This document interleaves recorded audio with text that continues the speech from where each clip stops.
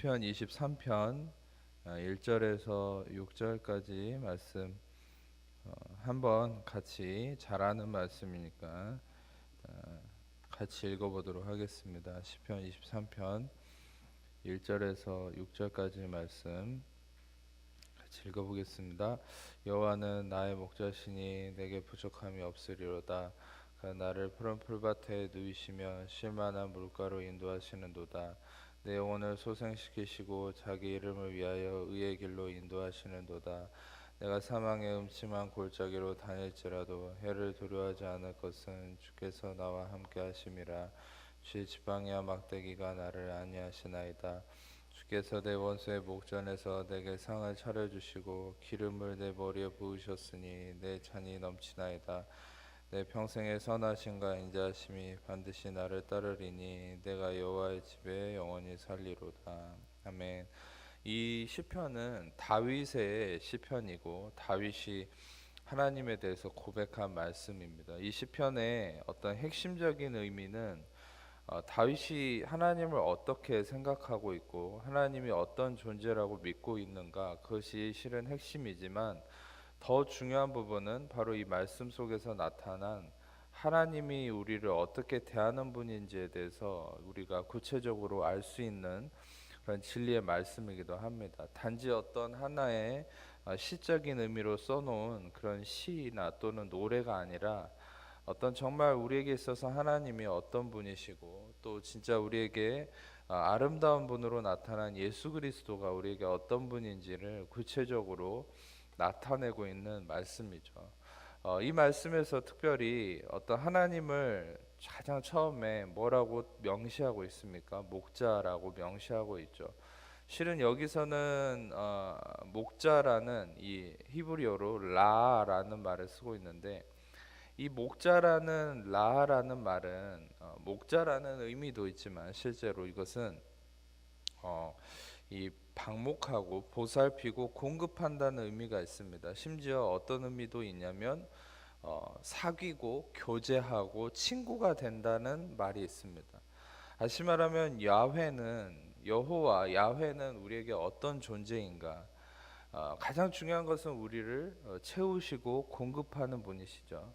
우리를 보살피시고 책임지시는 목자가 되십니다. 그러나 또 한 가지 중요한 것은 우리와 그분과의 사귐이 있다는 것이죠. 교제가 있다는 것입니다. 하나님은 우리에게 있어서 단지 어떤 두렵고 멀리 있는 존재가 아니라 우리와 사귐과 교제를 이룰 수 있는 우리의 참된 친구가 되신다는 것입니다. 바로 이 야훼는 우리에게 있어서 그런 분이라는 것을 여러분들에게 말씀드리고 싶은데, 이 야훼는 엘로힘이라는 하나님 이름과 좀 차이가 있습니다. 창세기 1장을 보면 하나님의 이름이 엘로힘으로만 드러나 있어요. 그것은 크리에이터, 창조주라는 말입니다. 전능자, 창조주. 그런데 창세기 2장 4절부터 등장하는 하나님의 새로운 이름이 있습니다. 창세기 2장 4절부터는 톨레도트라고 해서 인간의 기원을 설명하는 책이죠.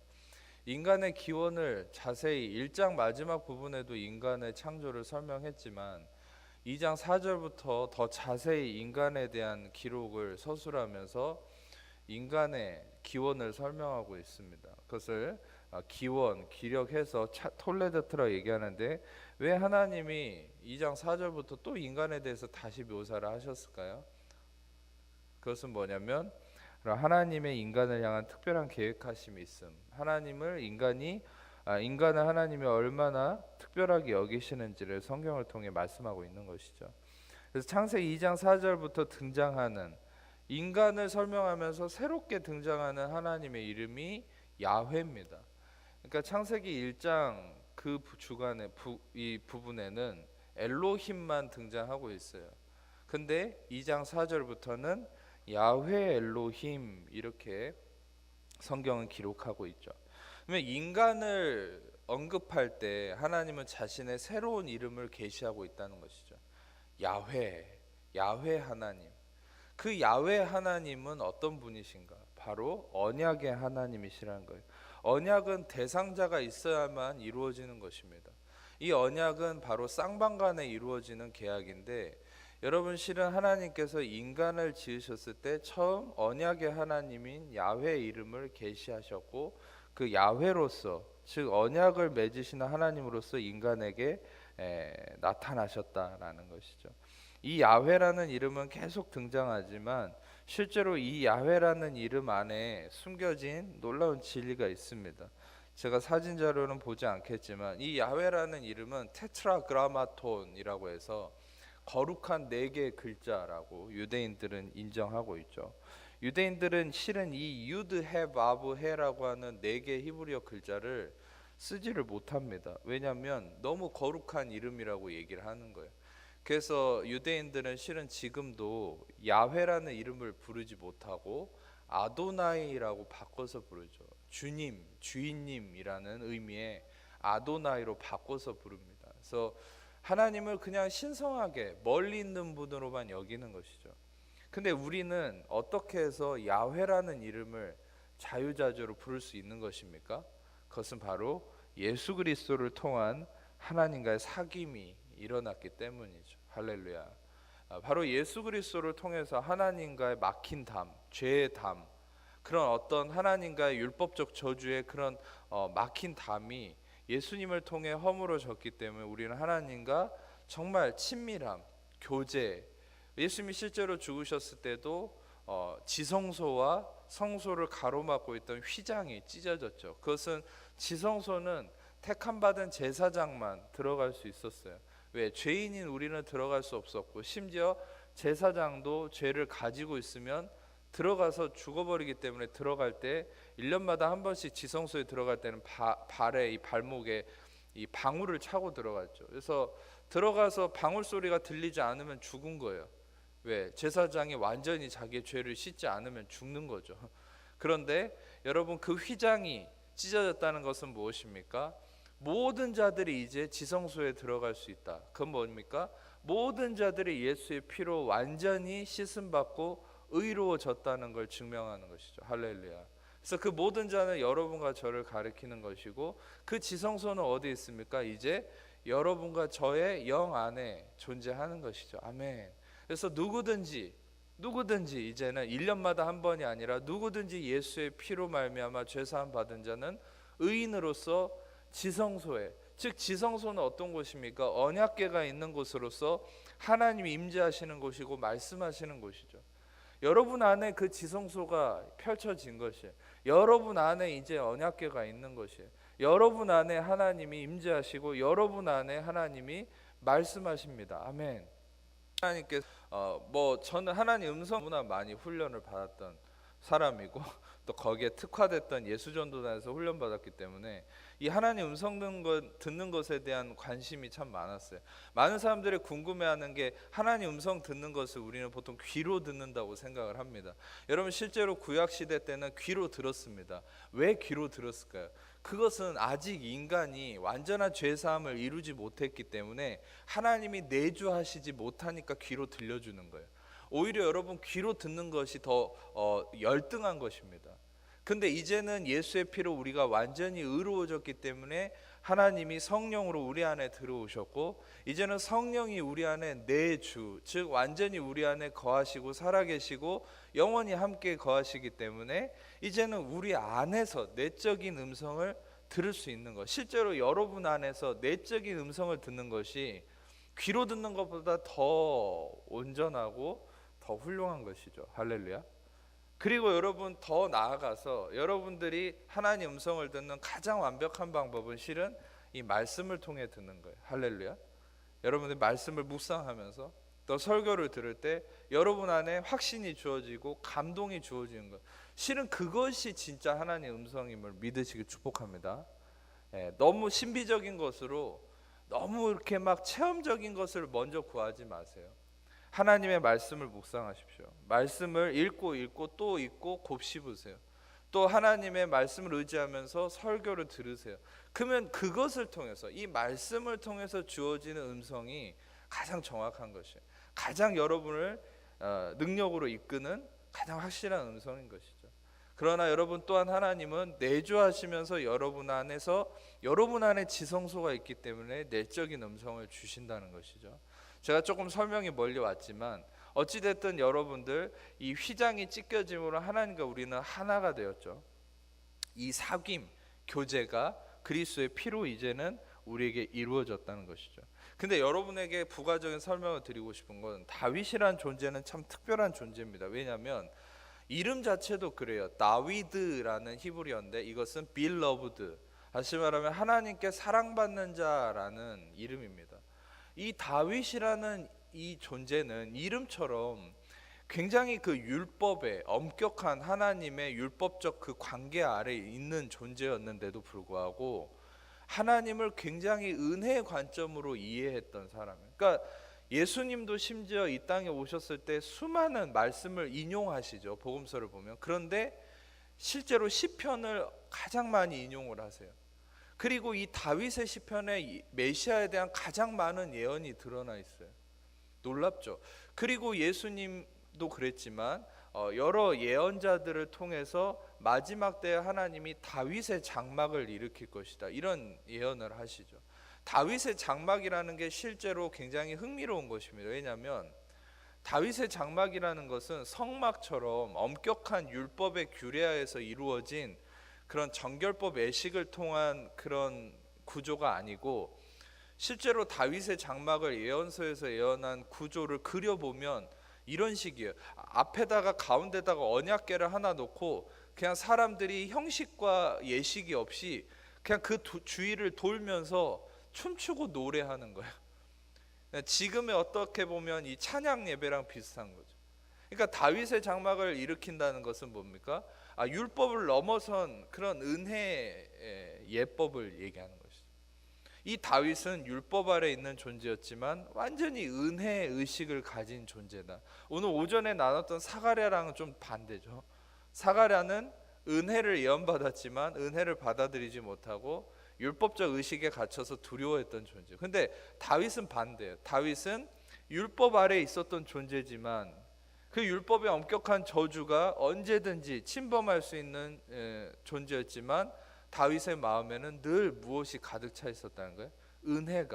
은혜를 갈망함, 은혜를 사모함이 가득 차 있었다는 것이죠. 여러분, 실제로 다윗이 갈망했던 가장 큰 갈망이 뭐였을까요? 그것을 로마서 4장에서 얘기하고 있죠. 허물의 불법의 사함을 받고 허물의 가리어짐을 받는 자는 복이 있도다. 로마서 4장을 함께 잠깐 찾아보겠습니다. 이게 스크린은 이게 아마 안 뜰 겁니다. 성경책을 펴서 로마서 4장 말씀을 잠깐 여러분 눈으로 확인해 봤으면 좋겠습니다. 7절 말씀, 6절부터 7절, 8절까지 말씀입니다. 로마서 4장 6절부터 8절까지 아주 중요한 말씀이기 때문에 여러분들이 체크해 놓고 수시로 묵상을 했으면 좋겠습니다. 로마서 4장 6절에서 8절까지 말씀 함께 읽어보겠습니다.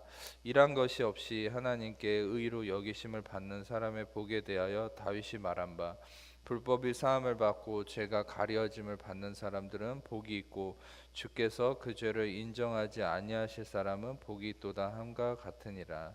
시편 32편 1절에 나온 말씀이에요. 실제로 다윗이 얘기한 이 부분이 충격적인 것은 뭐냐면 율법에서는 일을 해야만 인정을 받는 그런 상태입니다. 내가 뭔가 성과를 이루고 의를 이루어야만 하나님께 인정을 받는. 근데 다윗이 6절에 뭐라 인정하는 거예요? 얘기하는 거예요? 일한 것이 없이 하나님께 의로움으로 여기심을 받는 사람의 복에 대해서 다윗이 말했다, 이렇게 기록하죠. 바울은 7절에 불법이 사함을 받고 죄가 가려짐을 받는 사람들은 복이 있고 주께서 그 죄를 인정하지 아니하실 사람은 복이 있도다. 이게 무엇입니까? 다윗이 이것을 갈망하고 있다는 거예요. 율법 아래서는 불법이 사함을 받지 못하죠.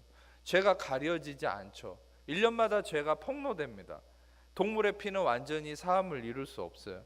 그리고 주께서 그 죄를 인정하지 않는 것이 아니라 하나님은 죄를 기억해서 3, 4대까지 저주하시죠. 그게 율법입니다.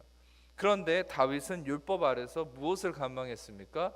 바로 히브리서 8장에 언급된 내가 모든 죄를, 내가 모든 불의를 긍휼히 여기고 죄를 다시는 기억하지 아니하리라. 이런 히브리서 8장에 언급된 새 언약의 이 진리를 다윗은 예언적으로 이미 알고 있었고 그리스도를 통해 이루어질 것을 알고 있었고 그것을 갈망함으로 자기의 시를 통해서 선포하고 있었던 것이죠.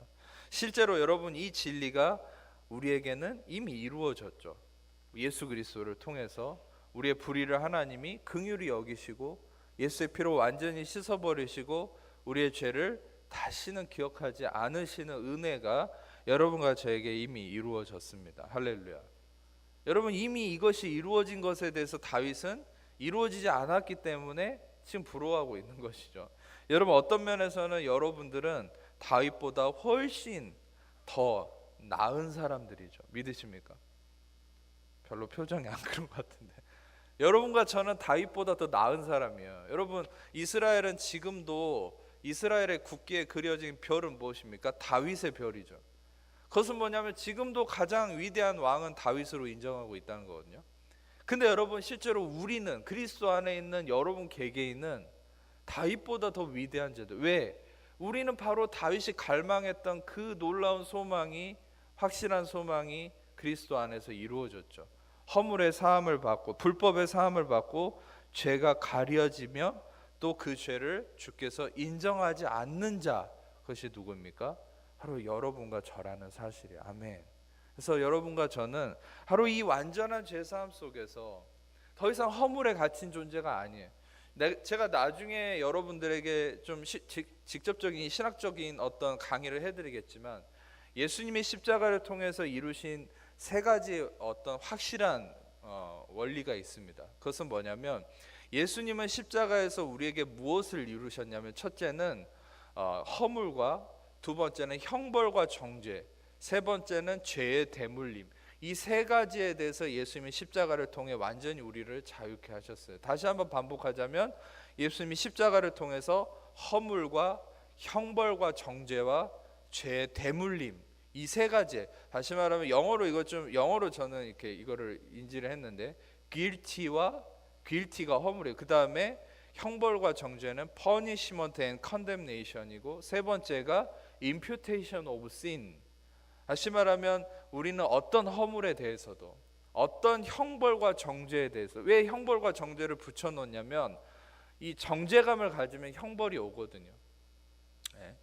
그리고 죄의 대물림에 대해서, 이 세 가지의 원리에 대해서 예수님은 죽으셨습니다. 로마서 6장의 말씀대로 제가 인용을 하는 것인데, 그리고 여러분, 이것에 대해서 예수님이 죽으셨으면 바로 우리는 이 세 가지 원리에 대해서 매이고 묶이지 않는 자유해졌다는 사실이죠. 여러분은 어떤 허물에 대해서도, 어떤 형벌과 정죄함에 대해서도, 어떤 죄의 대물림에 대해서도 여러분들은 묶이지 않고 자유함을 얻은 자가 바로 여러분과 저라는 사실이에요. 믿으십니까? 믿으시길 축복합니다. 우리에게는 어떤 허물도, 형벌과 정죄도, 죄의 대물림도 우리에게 있을 수 없어요. 참고로 많은 분들이 우리 아버지가 어떤 문제가 있고 할아버지가 어떤 문제가 있어서, 뭐 예를 들어 술 중독자고 뭐 바람이 났고 그런 어떤 죄에 대한 문제가 있으면 그것이 나에게도 미치면 어떻게 하나? 아니요. 예수 안에 있는 여러분에게는 그 모든 죄악의 뿌리가 끊어졌습니다. 아멘. 왜? 예수님은 죄의 대물림에 대해서 죽으셨기 때문에 여러분의 모든 허물도 실은 여러분들의 그 허물, guilty, 어떤 유죄, 여러분들의 죄됨이 여러분들에게 영향을 미칠 수 없어요. 근본적인 뿌리는 십자가가 이미 끊어버렸기 때문에. 아멘. 그리고 또한 여러분들에게 어떤 퍼니시먼트, 형벌이나, 하늘의 형벌이죠, 하나님의 심판이나 어떠한 여러분들에 대한 정죄감도 힘이 없어요. 왜? 예수님은 그 모든 것에 대해서 십자가에 죽으셨기 때문이에요. 아멘. 여러분들과 저의 어떠함은, 우리의 위치는 오직 한 가지에 국한됩니다.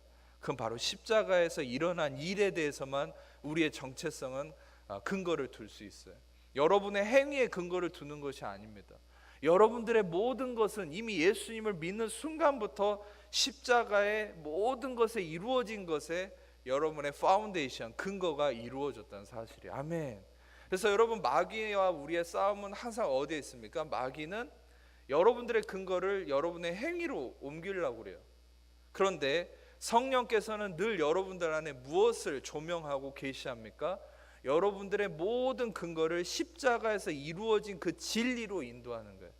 여러분, 십자가에서 이루어진 그 진리에 여러분의 근거를 삼으시고 찾으셔야 돼요. 아멘. 그래서 여러분들이 늘 이 싸움 가운데서 믿음으로 승리하기 위해서는 매일같이 루터가 얘기한 것처럼 매일같이 나 스스로에게, 루터는 그랬죠, 복음을 선포한다 그랬죠. 왜냐하면 내가 육신을 입고 죄된 육신을 입고 있기 때문에 루터도 아는 것이에요. 매일같이 나 스스로에게 복음을 증거하지 않으면 안 된다는 거예요. 그래서 바울도 그랬죠. 내가 복음을 전한 이후에 이 넘어지지 않기 위해서, 실족하지 않기 위해서 날마다 채찍질을 한다고 하죠. 그것은 금욕적인 생활을 한다는 얘기가 아닙니다. 자신을 채찍질한다는 건 육신으로 돌아가지 않는, 즉 율법으로 돌아가지 않기 위해서 늘 은혜의 복음을 자신에게 선포한다는 얘기예요. 바로 루터가 그것을 참고 삼아서 얘기한 것이죠. 여러분 스스로에게도 늘 이 복음을 선포해야 됩니다. 그래서 늘 복음의 말씀을 들으셔야 된다는 얘기를 드리는 거예요. 아멘. 자, 말씀이 조금 멀리 왔는데, 자, 다시 시편 23편으로 돌아가서 이 야훼가 우리의 목자이시다, 야훼는 우리와 사귐이 있고 우리와 하나 되는 교제 가운데 있는 하나님이심을 나타내죠. 아까도 말씀드렸듯이 이 야훼라는 이름은 유대인들은 하나님과 사귐이 없기 때문에 야훼로 부르지 못하고 아도나이라는 주인님으로만 부른다고 그랬는데, 우리는 예수 그리스도를 통해서 하나님과 사귐이 이루어졌기 때문에 야훼라는 이름을 당당하게 부를 수 있다는 거예요. 아멘. 그리고 이 야훼는 우리를 직접적으로 도우시는 언약의 하나님이시다라는 말씀을 드렸죠. 참고로 말씀드리면 예수님이 오셔서 또 한 가지 하나님의 이름을 더 계시해 주셨죠. 그것은 무엇입니까? 바로 아버지. 아버지란 이름은 실은 어떤 직위를 나타내는 의미고, 아바라는 이름을 나타내요. 그러니까 아바라는 하나님의 이름이 또 한 번 예수님을 통해 우리에게 계시되었죠. 너희는 다시 무서워하는 종의 영을 받지 아니하였고 양자의 영을 받았으므로, 자녀의 영을 받았으므로 우리가 하나님을 아버지라 부르짖느니라. 아멘. 그래서 우리는 하나님을 아바로 부를 때 가장 완벽한 이름을 부르는 것이, 아멘. 좀 어색한 분이 있을 수 있어요. 실은 왜? 아버지랑 어떤 분은 이 관계가 안 좋은 분들이 있을 수 있거든요. 그러나 여러분이 진리 안에서 아셔야 될 건 가장 완벽한 하나님의 이름으로 우리에게 계시된 이름이 무엇입니까? 아바. 그래서 여러분 하나님을 아빠라고 부르시길 축복합니다. 네. 아멘. 지금 얼굴 표정 보니까 아버지와의 관계가 나오는데, 할렐루야. 어찌됐든 아바라고 부르십시오. 하나님을 가장 완벽한 이름이요. 이 시편 23편 1절과 2절을 쭉 이어서 보면 바로 이 야훼가 나의 목자이시기 때문에 나는 부족함이 없고, 왜냐하면 늘 공급하신다는 거예요. 하나님은 늘 공급하십니다. 여러분 이 하나님의 공급하심에 대한 여러분 믿음을 가지세요. 그렇지 않으면 내가 나를 공급하기 위해서 수도 없는 고된 삶을 살게 돼요. 이걸로 저걸로 나를 공급하려 하고, 그러면 여러분들 은연중에 우리는 하나님 공급하심을 거절하는 삶을 사는 거예요. 여러분 늘 이 말씀을 묵상할 때마다 하나님은 나에게 끊임없이 공급하시는 분이다라는 믿음을 가지세요. 왜냐하면 바로 공급하시기 때문에 나에게 부족함이 없다라고 얘기하고 있는 겁니다. 늘 끊임없이, 심지어는 여러분이 죄를 짓는 그 순간에도, 여러분이 허물이 있는 그 순간에도 하나님의 공급하심은 끊어지지 않습니다. 왜입니까? 여러분 그 하나님의 공급하심이 여러분의 행함의 근거를 두고 있지 않거든요. 하나님의 공급하심은 오직 예수님의 십자가의 보혈의 공로를 근거로 해서만 그 공급하심이 일어나고 있기 때문이에요. 아멘. 그래서 여러분 우리는 그래서 자유한 거예요. 우리 행위에 매이지 않는 거예요. 그리고 오히려 내 행위에 매이지 않고 십자가가 근거가 될수록 여러분 삶에 더 많은 선행과 의로운 행위와 여러분 삶에 이웃을 사랑함에 대한 행위적 완벽함이 일어날 수 있다는 거예요. 아멘. 자, 그래서 그가 나를 푸른 풀밭에 누이시며, 여기서부터 하나님이 우리의 삶에 행하시는 두 가지 아주 핵심적인 원칙이 나옵니다. 2절에 그가 나를 푸른 풀밭에 누이시며 쉴만한 물가로 인도하신다, 이렇게 말씀하시는데, 하나님께서 지금 푸른 풀밭과 쉴만한 물로 인도하실 때 이 푸른 풀밭과 쉴만한 물이 무엇을 의미하냐면 실제로 쉴만한이라는 말은 머누하라는 말, 이거는 이제 여성형이고 남성형은 마노아라는 말인데, 마노아는 누구 이름이죠? 그 삼손의 아버지 이름이 마노아입니다. 그래서 머누하라는 말은 이것은 여성형으로 쓰여진 건데, 이것은 이 안식, 휴식, 고요함이란 말. 그러니까 쉴만한 물, 안식함이 있는 물이다, 이런 얘기인데, 이게 참 아주 히브리어 언어적으로는 아주 이렇게 대조적으로 굉장히 특이한 용법으로 쓰여진 겁니다. 왜냐하면 물이라는 게 여러분과 저는 신약적 개념, 또 우리가 되게 알고 있는 개념으로서의 물은 우리의 목을 축여주고 또 어떤 시냇가에 물이 졸졸졸 흐르는 그런 개념으로 많이 이해하는데, 히브리어적 문화적 개념으로 물이라는 건 홍수적인 의미가 더 커요. 얼마나 그 두려움이 크겠습니까? 물이라는 게 실은 그 이스라엘 백성들이 출애굽하고 나서 홍해가 물이 가로막고 있었죠. 내 삶을 가로막고 심판하고 저주하는 그런 개념의 히브리적 문화적 의미의 물이 더 강해요, 실은 의미가. 근데 쉴만한 물이라는 것은 무엇입니까? 굉장히 반대적인 의미가 붙어 있는 거죠. 안식함과 심판, 이게 붙어 있는 거죠. 다시 말하면 이 쉴만한 물이라는 이 표현은 뭐냐면, 어떤 심판과 어떤 홍수가 우울거리고 나를 잡아먹을 것 같은 환경 속에서도 안식함이 있다는 거예요. 여러분, 실제로 제가 전에 이런 얘기를 들어보신 적이 있는지 모르겠지만, 영국에서 어떤 미술 대회를 열었는데, 이 미술 대회 주제를 주면 거기에 맞추는 그림을 그려서 입상을 시키는 겁니다. 근데 주제가 뭐였냐면 평안이라는 주제를 줬어요. 그래서 이 평안이라는 주제에 맞춰서 미술을 다들 그리는 거죠. 근데 많은 사람들이 평안에 맞춰서 그림을 그리라고 하면 되게 뭘 그립니까?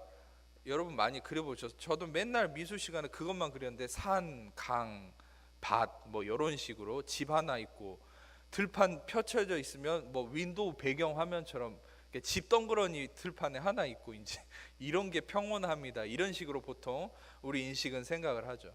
근데 실제로 그 영국의 미술 대회에서 우승한 작품이 뭐였냐면, 이 어마어마하게 세찬 폭포수가 쏟아져 내리는데, 그 폭포수 그 절벽 틈 사이에 어미새가 이 새끼 새들에게 먹이를 주고 있는 장면을 그린, 바로 이 그림이 1등을 받았어요.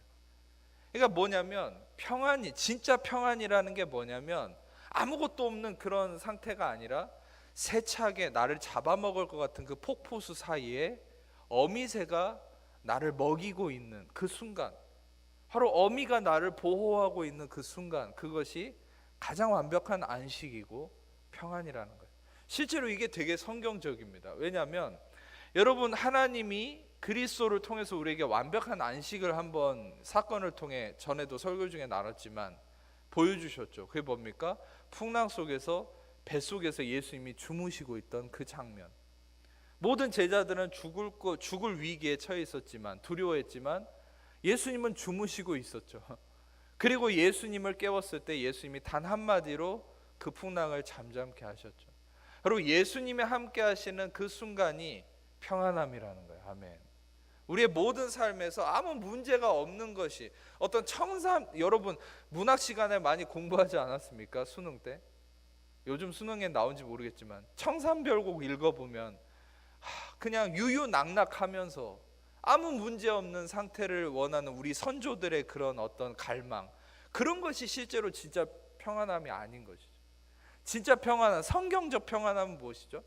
모든 문제 속에서, 모든 어려움 속에서 하나님의 극단적인 다스리심과 통치하심이 여러분과 함께 하심으로 여러분들에게는 그 문제가 어떤 해악도 미치지 못하고, 여러분들은 오히려 그 문제 속에서 당당히 걸어 나가는, 할렐루야, 이것이 바로 진정한 평안이고 안식함이고 우리 믿음의 사람들이 가지는 세상이 감당할 수 없는 능력이라는 거예요. 아멘. 여러분들 안에 이미 그런 능력이 있습니다. 아멘. 여러분들이 아셔야 될 건 그 능력을 바라보세요. 그 능력은 무엇입니까? 하나님이 여러분과 함께 하신다. God with us. 하나님이 우리와 함께 하신다. 우리는 하나님 안에 있다. 하나님의 은혜 아래에 있다. 은혜의 통치하심 아래에 있다. 어떤 해악과 문제도 나에게 영향을 미칠 수 없다. 나는 안전하다. 천만인이 내 옆에서 엎드려져도 나는 안전하다. 아멘. 이 믿음을 가지시기를 축복합니다. 자, 그래서 이 2절은 실제로 하나님이 우리에게 안식함으로 역사하시는 그 핵심을 말씀하고 있고, 3절은 뭐냐면, 자, 내 영혼을 소생시키시고, 소생시킨다는 말이 참 아주 특별한 단어인데, 슈브라는 말이에요. 실제로 회개라는 말을 전에 여러분들에게 잠깐 설명했을 때 헬라어로는 메타노이아, 그래서 마음의 변화라는 말을 드렸죠. 히브리어로 회개라는 말은 슈바라는 말인데, 이 슈브라는 말에다가 해라는 글자, 히브리어 5번째 글자 해를 붙이면 슈바가 돼요. 이게 회개거든요. 슈브는 돌아선다는 얘기예요. turn back. 근데 이 회개라는 말이 슈브, 무엇을 향해 돌아선다는 얘기입니까? 해, 5번째 글자 해를 향해서 돌아선다는 얘기. 이 히브리어 5번째 글자 해는 무엇을 의미하냐면 바로 카리스, 헤세드, 은혜를 의미합니다. 하난. 다시 말하면 오늘 오전에도 얘기했지만 요하난, 하난, 해, 다시 말하면 헨, 이런 은혜를 가리키는 히브리어 단어들이 있는데, 이 히브리어 5번째 글자 해는 은혜를 가리키고 바로 은혜를 향해서 슈브, 돌아선다라는 게 회개라는 것이에요. 여러분, 참고적으로 말씀드리면 여러분들 안에는 늘 회개가 일어나고 있어요. 왜입니까? 주일마다 제가 은혜를 선포할 때 여러분들의 마음이 그 은혜를 향해서 돌아서고 있죠. 할렐루야. 그래서 여러분들의 마음 속에는 마음의 변화가 일어난과 더불어서 이 은혜를 향해서 마음이 초점이 모아지고 있기 때문에 매일같이 회개가, 매주마다 회개가 일어나고 있죠. 바로 그름을 통해서 이 회개 역사를 통해 여러분 삶에 열매가 이루어지고 있는 것입니다. 아멘. 예. 그래서 이 영혼을 소생시킨다. 우리의 영혼을 돌아서게 한다. 슈브라는 말은 실제로 출발점으로 되돌아간다는 얘기입니다. 그러니까 출발점으로 왔던 곳으로 다시 되돌아간다. 다시 말하면 하나님이 완전한 모습으로 창조 때에 아담을 지으셨던 그 상태, 완전한 상태로 슈브, 다시 말하면 돌아서게 한다라는 것이죠. 우리 영혼을. 그리고 자기 이름을 위해서 의의 길로 인도하신다. 즉 3절은 핵심은 여기 있습니다. 의의 길로 인도하신다는 거예요. 우리를 의로움으로 인도하심이 하나님의 뜻입니다. 여러분들을 죄인으로 만들고 심판하고, 실은 여러분 율법을 주신 이유는 무엇입니까? 우리를 죄인 되게 하시기 위함이죠. 근데 그 죄인 되게 하시기 위함이 목적이 아니죠. 우리가 죄인으로서 실패함, 나의 의로서는, 나의 노력으로는 실패할 수밖에 없는, 나의 의로서는 죄인 될 수밖에 없는 것을 깨닫게 함으로 결국은 예수 그리스도를 향해, 그 의로움을 향해 나아가게 하시려는 하나님의 뜻인 것이에요. 율법은 근본적으로 예수 그리스도에게 인도하는 초등교사라고 얘기했죠, 바울은. 즉 의로움으로 인도하기 위한 하나님의 방법이었다는 것이죠. 그래서 결국 하나님은 우리를 의의 길로 인도하심이 하나님의 뜻입니다. 결국 여러분과 저에게는 예수님이 십자가에서 다 이루었다 하신 순간 어떻게 됐습니까? 의로움이 성취된 것이요. 아멘. 율법은 저주를 일으키지만 율법의 마침은 의로움을 이루었죠. 로마서 10장 4절에 뭐라고 얘기합니까? 그리스도는 모든 믿는 자에게 의를 이루시기 위해서 율법의 마침이 되셨느니라. 무엇을 목적으로 두는 거예요? 의를 이루기 위함이에요. 여러분과 저에게는 예수님이 십자가에서 율법의 마침이 되셨기 때문에 의로움이 이루어졌습니다. 할렐루야. 여러분과 저가 가장 큰 실수를 하는 건 뭐냐면 끊임없이 의로움을 내가 이루려고 하는, 그것이 가장 큰 실수예요. 왜? 예수님이 이미 의를 이루셨기 때문이죠. 여러분의 의를 이루기 위해서 노력하시지 않기를 축복합니다. 그걸 멈추세요. 왜? 이미 예수님은 여러분들 안에 의를 이루셨어요. 여러분이 행위적으로 죄를 짓고 실수하는 게 의를 잃어버리는 게 아니에요. 그것은 옛사람의 모습일 뿐이에요. 제가 재미있는 한 가지 비유를 들어드릴게요. 여러분, 제가 전에 있던 부대에 설교할 때 이 비유를 자주 드렸는데 여기 와서는 처음 얘기하는 것 같은데, 우리가 죄를 짓는 건 실제로 우리가 더러워지는 그 죄의 의미가 아닙니다. 이것은 옛사람의 기억이 되살아나는 것 뿐이에요. 여러분과 저는 엄밀히 말하면 새로운 피조물이죠. 아멘. 근데 새로운 피조물로서 우리의 영이 새로워졌지만 육신은 아직 옛사람을 입고 있기 때문에 옛사람의 기억이 일어나는 것이죠. 마치 여러분들이 제대를 하면 이제 군인이 아니죠. 민간인으로 살고 말투도 바뀌고 머리카락도 길고 이렇게 하지 않겠습니까? 근데 여러분, 이제 길을 가다가 옛날 간부님이나 선임을 실제로 해병대는 그런 게 좀 강하죠. 선임이나 옛날 간부를 만나면 어떻게 되죠? 민간인으로 살다가 갑자기 옛날 기억이 떠오르죠. 그래서 갑자기 그 사람 만났을 때 말투가 갑자기 단아까가 나오기 시작하고 갑자기 옛날 기억이 생각이 나겠죠. 또 만약에 부정적인 생각이 있던 사람은 또 부정적인 생각 때문에 막 두려움이 일어날 수도 있겠죠. 그러니까 그 어떤 만남을 통해서 옛날 기억이 살아날 때 자기도 모르게 옛날 행했던 행동과 말투가 나오는 것, 그게 무엇입니까? 옛사람의 기억이죠. 여러분과 실은 저는 옛사람의 기억이 일어나는 순간들이 있어요. 어떤 과거의 상처들, 아픔들이 어떤 상황에 직면했을 때 그것이 일어나는 순간들이 있단 말이죠. 근데 그것이 일어날 뿐이지 그것이 여러분을 더럽게 하는 건 아니에요. 여러분들이 한 가지 확실히 알아야 될 건, 여러분과 저는 어떤 상태에서도 이미 거룩한 자고, 하기오스모스라고 얘기해요. 여러분들 이미 거룩한 자고 의로운 자고 완벽히 깨끗한 자예요. 예수의 피가 여러분을 완전히 씻었습니다. 아멘. 예수님이 십자가 우편에, 하나님 보좌 우편에 앉아 계신다 그랬죠. 히브리서 10장에서는 앉으셨다 그랬죠. 왜 앉으셨다고 표현합니까? 그것은 다시 서서 제사 드릴 일이 없기 때문입니다. 성막에는 없는 가구가 하나 있어요. 의자가 없어요. 그것은 매일같이 매 순간 죄를 사하는 일을 해야 되기 때문에. 근데 예수님은 앉으셨어요. 왜입니까? 더 이상 서서 죄를 사할 일이 없기 때문이에요. 할렐루야. 여러분과 저의 죄는 완전히 씻음 받았어요. 여러분 모든 것이. 그러나 우리가 지금 행위적으로 짓는 죄들은 뭡니까? 그것은 근본적 대문자 S의 sin이 아니라 sins인데, 이 sin스 소문자 이 S인 sin스들은 뭐냐면 옛사람의 기억들이에요. 그것들은 여러분들이 말씀을 통해서 의에 대한 말씀을 들을 때에 정결함이 일어납니다. 그 정결함은 여러분의 정체성의 더러움을 씻어내는 것이 아니라 여러분의 마음을 씻어내는 거예요. 여기에 대해서 나중에 구체적인 말씀 한번 나눌 기회가 있겠지만, 여러분의 행위가 잘못됐다고 해서 여러분을 절대 죄인으로 더러운 자로 인식하지 않기를 축복합니다. 여러분 이미 예수의 피로 완벽히 깨끗한 자예요. 아멘.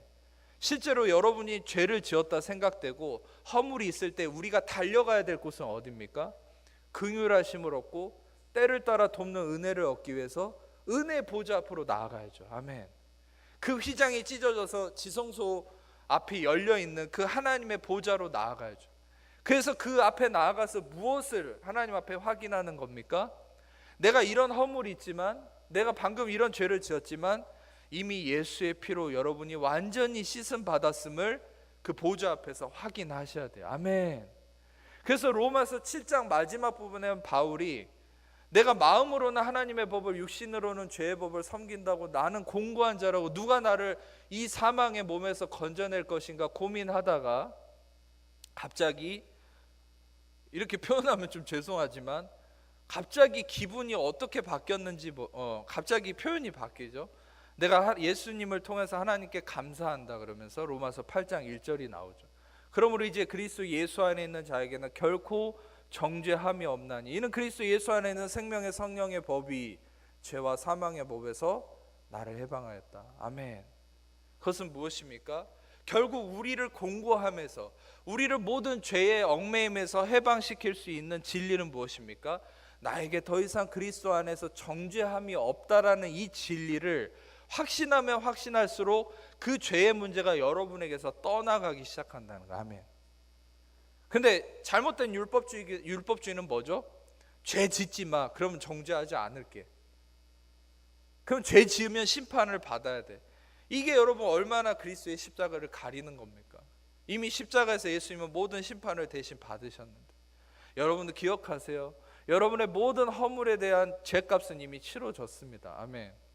여러분이 하셔야 될 일은 여러분의 모든 부족함과 허물에 대해서 늘 십자가 앞에 나아가 그것에 대한 어떤 대가 지불이나 어떤 심판과 정죄도 없다는 사실을 확인하셔야 돼요. 그리고 여러분이 그리스도를 통해 얼마나 의롭게 되었는지를 확인하셔야 돼요. 그러면 나에 대한, 나 자신에 대한 의에 대한 의식이 consciousness of righteousness라고 합니다. 전문 용어로. 나의 의에 대한 의식이 확정될수록 여러분의 삶의 죄의 습관은 벗어지게 돼 있어요. 아멘.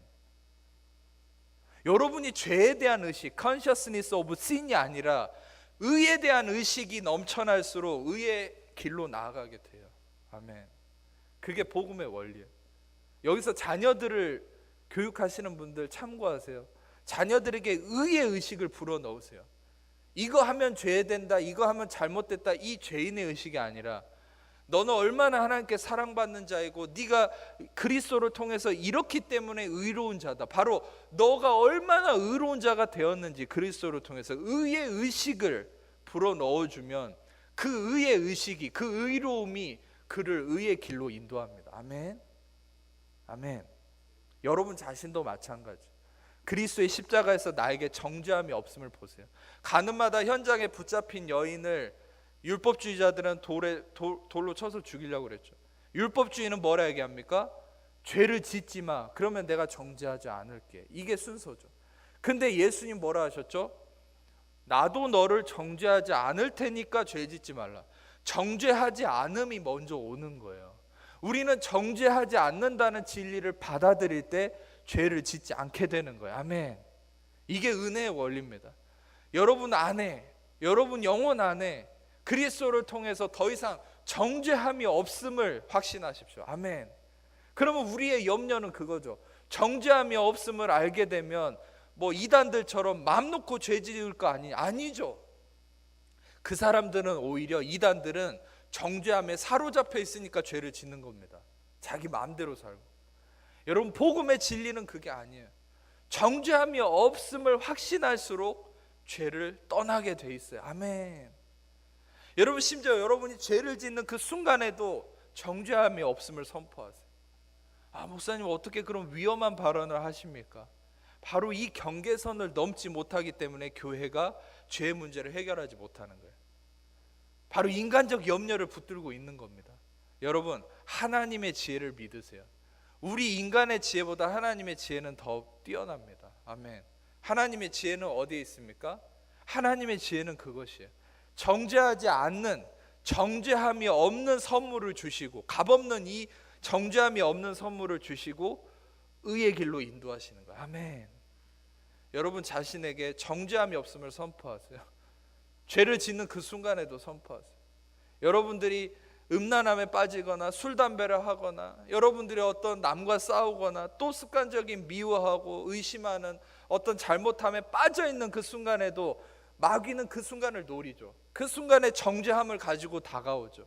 그러면 나 스스로를 정죄하는 순간 우리는 죽게 됩니다. 죽어가는 거예요. 영적으로 죽어가요. 하나님과 관계가 그 순간 무너져가는 거예요. 정죄감 때문에. 근데 여러분이 죄지었다고 생각하는 순간, 떨어졌다고 생각하는 순간 무엇을 붙들어야 돼요? 정죄함이 없음. 십자가를 통한, 죄사함을 통한, 보혈의 공로를 통한 정죄함이 없음을 붙드세요. 그러면 그 순간 마귀는 아무것도 할 수 없는 거예요. 바로 그 순간에 하나님의 성령이 여러분을 덮으면서 은혜 안으로 인도하는 겁니다. 아멘. 그러면 그것이 반복될수록 여러분들 안에 은혜의 의식, 의의 의식이 차오르면서 하나님과 사귐이 일어나고 여러분들은 어느 순간에, 어느 때가 될지 모르지만 어느 순간에 죄를 멀리하는 놀라운 일들이 일어나는 것이야. 아멘. 죄 짓지 마, 죄 짓지 마. 그럴수록 죄를 더 짓게 돼요. 그런데 우리는 얼마나 용서받은 자인지를 확신할수록 죄를 떠나게 되는 것이. 아멘. 실제로 이 시편 23편 2절과 3절은 바로 안식함과 의에 대한 하나님의 이 인도하심을 구체적으로 나타내고 있는 말씀이죠. 4절에 보면 사망의 음침한, 제가 시간 관계에서는 좀 빨리 진행을 하겠습니다. 사망의 음침한 골짜기로 다닌다. 이것은 할라크라는 말인데 이것은 방향 없이 정처 없이 헤맨다는 거예요. 여러분들 우리는 이 상황을 잘 이해할 필요가 있어요. 양이라는 동물은 항상 제멋대로 가기를 원하는 동물입니다. 하나님이 성경에 왜 우리를 양으로 굳이 비유하였을까요? 그것은 다 자기가 가고 싶은 제 갈 길로 가는 존재라는 거예요. 늘 목자가 있음에도 항상 자기 마음대로 하고 싶어요. 그러다가 어떻게 됩니까? 사망의 음침한 골짜기에 빠진다는 거예요.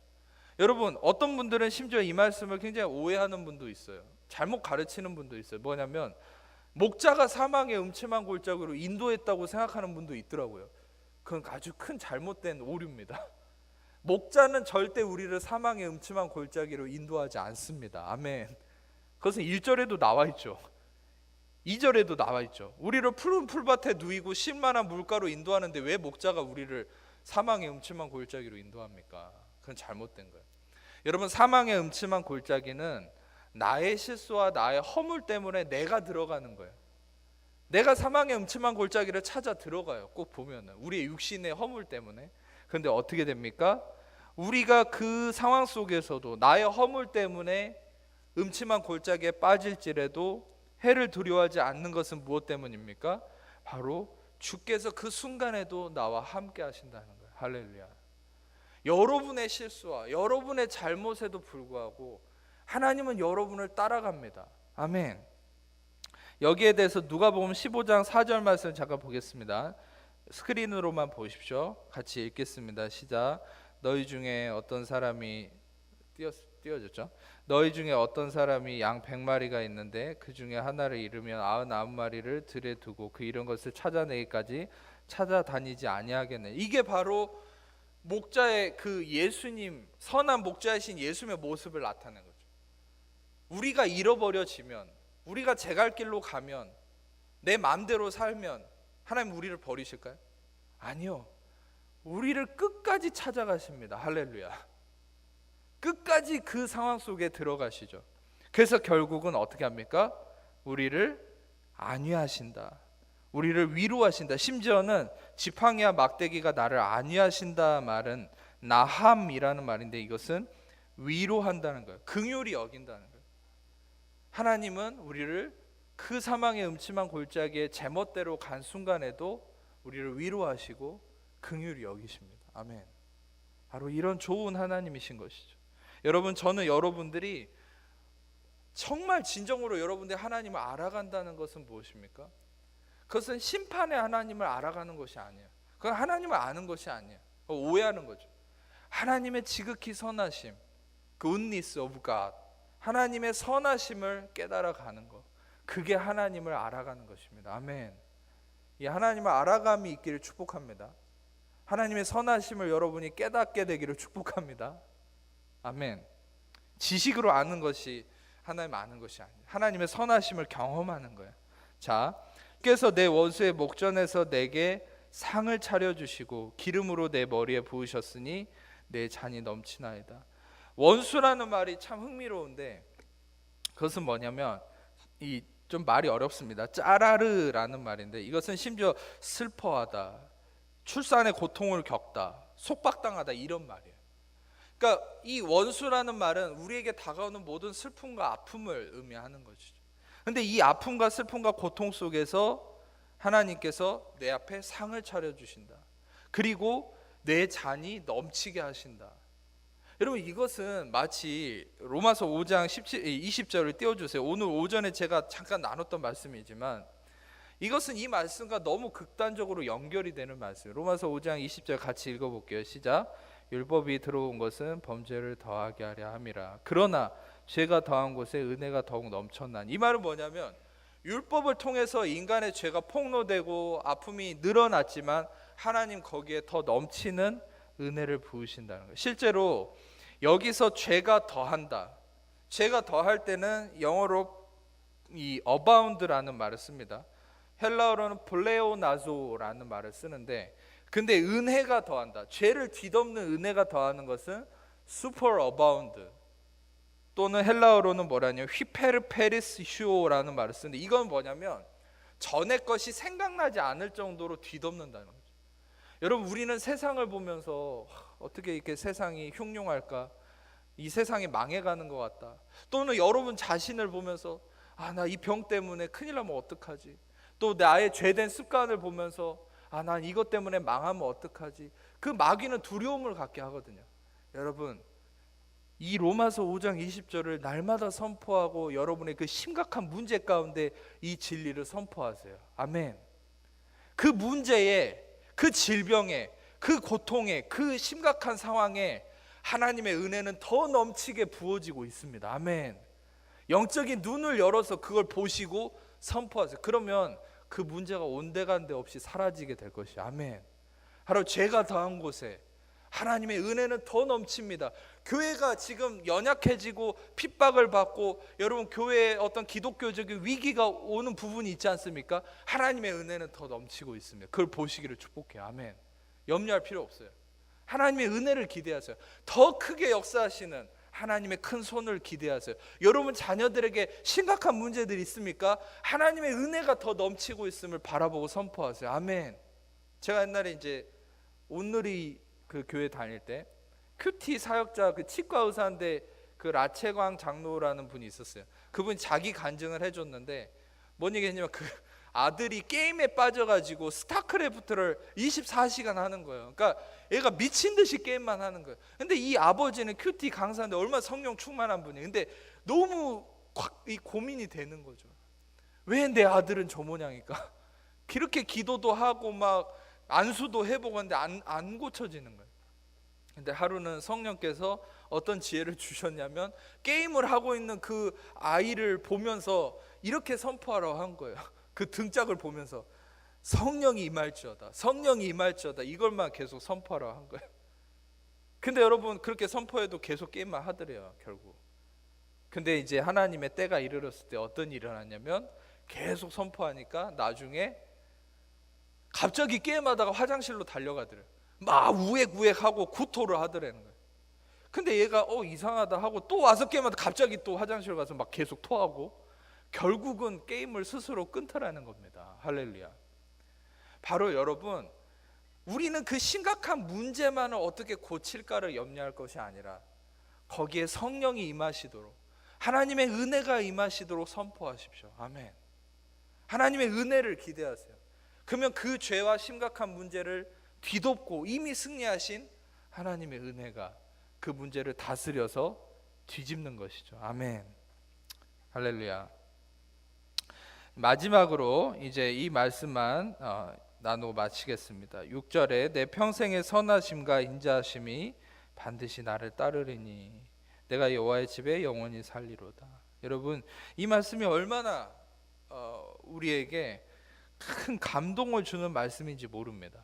왜냐하면 여기서 하나님의 선하심과 인자하심이 나를 따른다고 할 때 이 라다프라는 말이 뭐냐면 추구한다, 심지어는 추적한다는 얘기입니다. 나를 따른다는 것은 바로 끊임없이 정열적으로 따라간다는 의미를 가진 라다프라는 단어를 쓰고 있어요. 조금 직역해 보면, 여러분과 제가 하나님의 선하심과 인자하심을 얻기 위해서 막 노력하고 하나님께 잘 보이는 인생이 아니라, 하나님의 선하심과 인자하심이 여러분을 정열적으로 끊임없이 따라다닌다는 거예요. 할렐루야. 얼마나 황홀합니까? 우리가 하나님을 추구하는 것이 아니라 하나님이 나를 추구하는 삶이라는 거예요. 아멘. 바로 이 하나님의 정열적인 사랑과 관심을 여러분이 발견하시기를 축복합니다. 하나님이 여러분을 얼마나 사랑하시는지, 얼마나 여러분을 추구하시는지, 이 하나님의 선하심과 인자하심이 여러분을 얼마나 따라다니면서 여러분을 축복하고 다니는지. 여러분, 옛날에 재밌는 만화 그림 같은 거 보신 적 있습니까? 뭐 어떤 애가 막 가는 곳마다 비가 내리는데 보니까 먹구름이 자기 머리에만 있는 거예요. 따라다니면서 비를 주는 거죠. 그것은 이제 반대적인 표현이지만, 여러분과 저에게는 늘 햇볕이 따라다니는 거죠. 축복의 빛이 따라다니는 거죠. 아멘. 여러분과 저는 하나님의 선하심과 인자하심이 지구 끝까지 따라갑니다. 그래서 여러분을 축복하고야 마는 것이야. 아멘. 근데 여러분 반대로 우리는 근데 왜 이 하나님의 선하심과 인자하심을 반대로 왜 경험하지 못하고 마음이 우울하고 슬픔 가운데 있는 경우가 있습니까?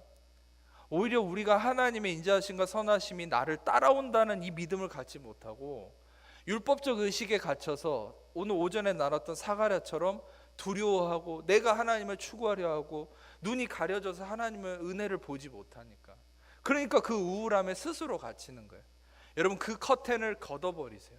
그 장막을 걷어버리세요. 아멘.